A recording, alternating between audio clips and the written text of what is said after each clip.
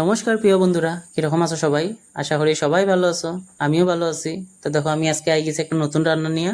তো আজকে ভাবছি রান্নার সাথে সাথে একটা গানও করবো।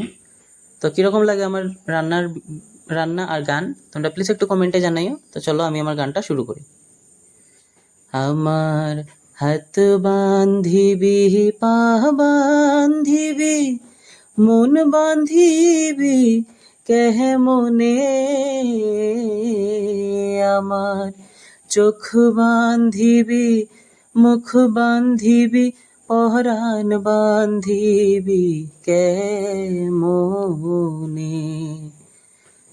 আমি না গেলাম যমুনার ঘাটে, না তুলিলাম জল, না হেরিলাম তারে সখী, না হইলাম চঞ্চল।